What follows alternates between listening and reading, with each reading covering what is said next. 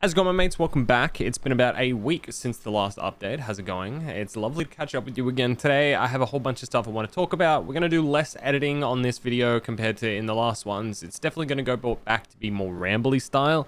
There's a whole bunch of stuff that I want to chat about, and all of it is Twitch related and streaming related. So if that interests you, cool. If it doesn't and you want to learn a little bit more about it, then stick through and watch this video. We're going to be talking about a whole bunch of little topics that have been popping up over the last couple of weeks that mean a lot to me. So yeah, let's get into it. The first thing is Hassan Piker's clip where he was talking about him thinking streaming's a harder job. TLDR, it's not harder, but it's mentally taxing over time. And I guess we can touch on that a little bit more in the future, but one of the things that I can bring off that is Twitch shutting down in Korea. It's always scary when you see a small ally group like South Korea, which I guess online isn't that small, but it's always scary when you see someone who has strict online laws lose, I don't know, like a connection with the online space. There's a whole bunch of streamers in Korea that just kind of got deleted from the internet because, I don't know, Amazon thought South Korea wasn't worth it anymore. Now, for those who don't know why, it's because South Korea has crazy data online laws. So other websites like YouTube, Netflix, I think Amazon streaming services as well, like Amazon Prime. Maybe not Amazon Prime because it's a little bit more monetarily efficient, but they've signed deals with the South Korean government because the online laws are so strict around data usage especially. So they've signed these deals where they have, like, I don't know, exclusivity rights almost over data where it costs less. Anyway, so Twitch shut down in South Korea basically just due to cost constraints. They didn't manage to get in touch with the government to make streaming an online service. And this is going to be a little bit separate, but downloading online VODs from Twitch just goes to show how big these file sizes are. If you go to YouTube MP4 downloader and you download someone's YouTube video, it's not a huge file. Like an hour might be, let's say, a gig. But I download VODs all the time so I can edit them to create my daily content on this YouTube channel. It's a little bit sloppy, but it's pretty good. An hour would be about 6 to 8 gigs. Like, and that's streaming 1080p 50 FPS. I used to stream in a lower quality, but I've upped it a little bit. Now, Twitch Korea has decided to try and, stop these data usages to make it profitable, but they dropped it down to 720p a while ago, and then in December 3rd last year, they decided, well, that's not big enough change. We're out. And 2 days ago, it's gone.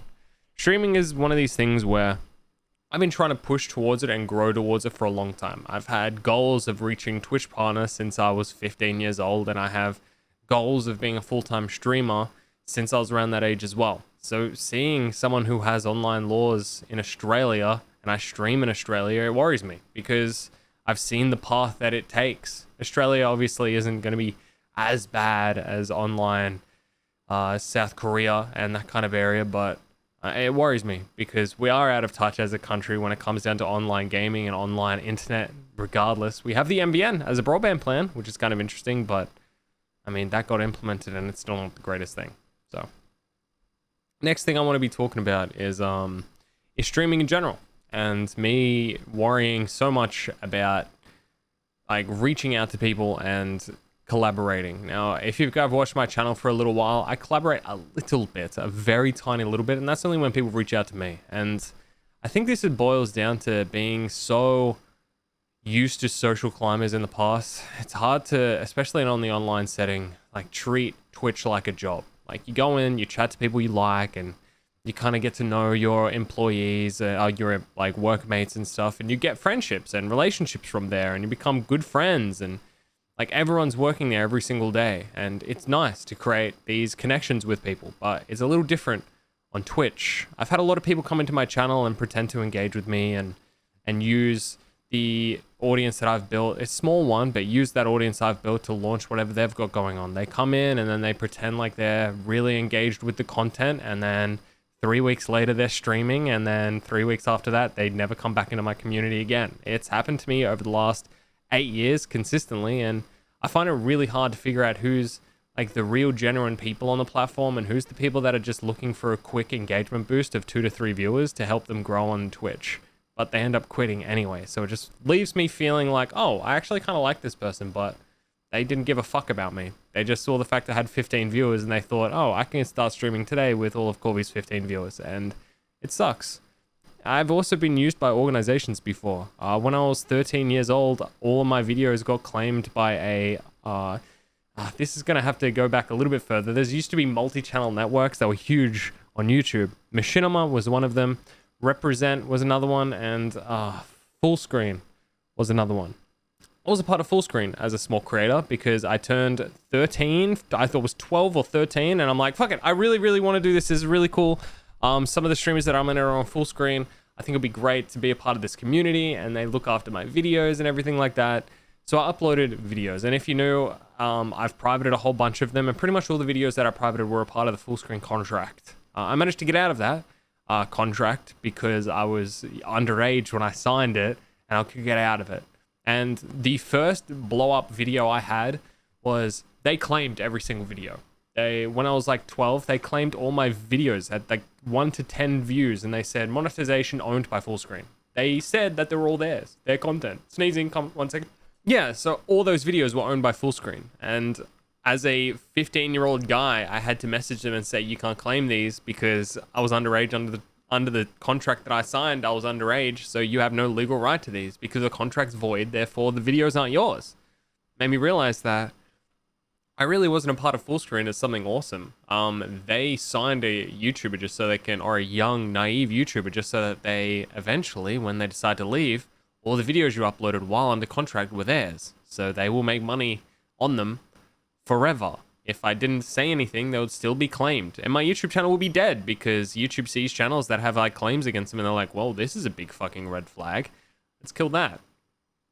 I don't know. I'm really worried reaching out to people. I was in another organization called WBG. I was in another organization called World's Best Gaming. And they're a nice group of people. I actually kind of enjoyed hanging out there, but they didn't do anything for me. I was just padding numbers. And it's where I learned how organizations work and streaming organizations work. They sign so many small streamers, don't do anything for them, and then they represent or they push the numbers of the whole group of streamers to companies to get signed. I was wondering how they were sponsored by GamerSupps and G Fuel and other brands.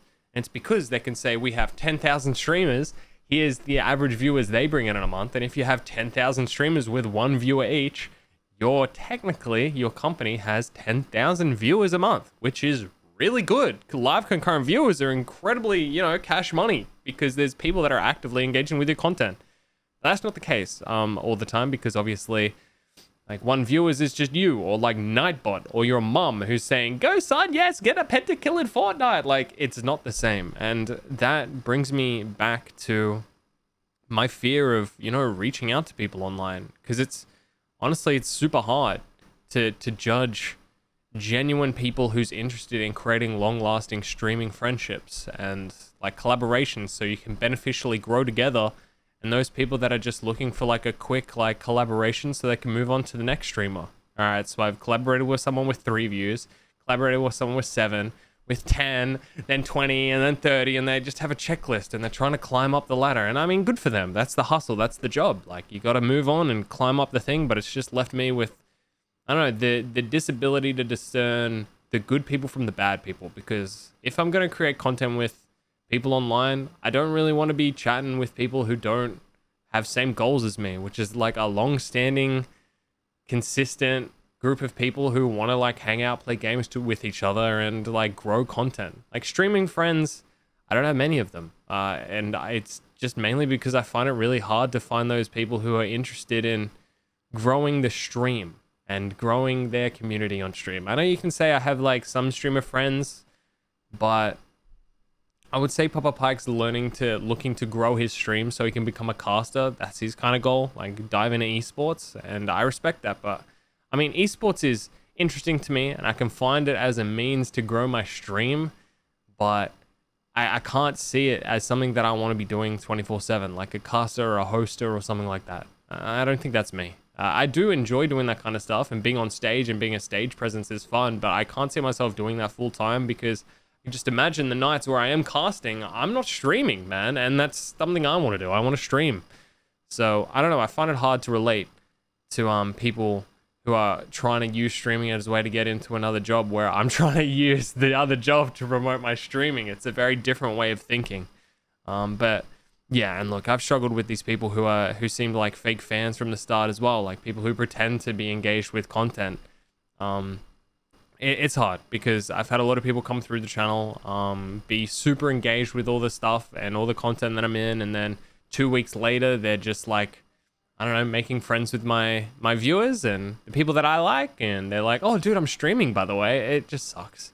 And I know you can say, well, be a better streamer, and at the end of the day, I have maintained these people who have been in my community for so long because I'm consistently changing my content, but I don't know. I find it really hard to maintain relationships in the streaming space, and I don't know, I thought it'd be a little bit of an interesting thing to talk about because of all my experience with organizations, with people, with multi-channel networks on YouTube, to streaming networks on Twitch. I've been a part of all of them, and I feel like me just falling into my corner of the internet, streaming to the very sexy people who are watching this video to the end, I feel like that is, I guess, just me, and that's just how I'm gonna have to keep doing it. It's definitely the slower path, but I enjoy what I'm doing, and if, hey, you guys love it too, then that's good. I'm gonna keep being here, making videos, uploading as much as I can, and making funny content.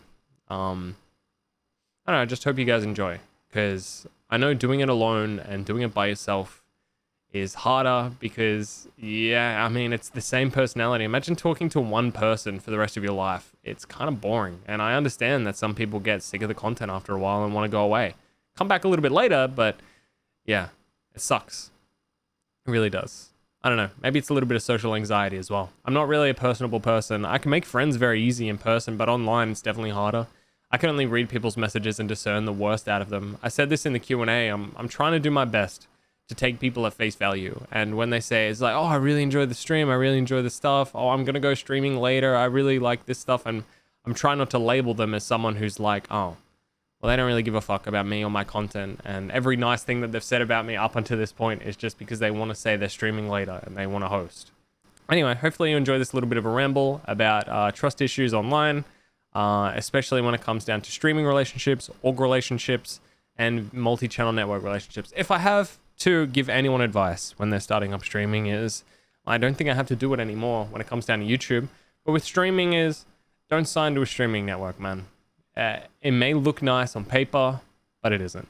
Just do your own thing, have fun with your community, and you'll grow a small group of people that you really enjoy hanging out with, and that's what I got here. So, go out, have fun, stream, but be careful. And hopefully you don't get burnt as much as I did. Because I've had a lot of bad negative experiences with groups of people and individuals. And yeah, it's caused me to just want to do my own thing and hang with my stream. Have a good one, guys. Thanks for watching. Hopefully you enjoyed a little bit of a ramble. I'll see you next time. Peace, peace.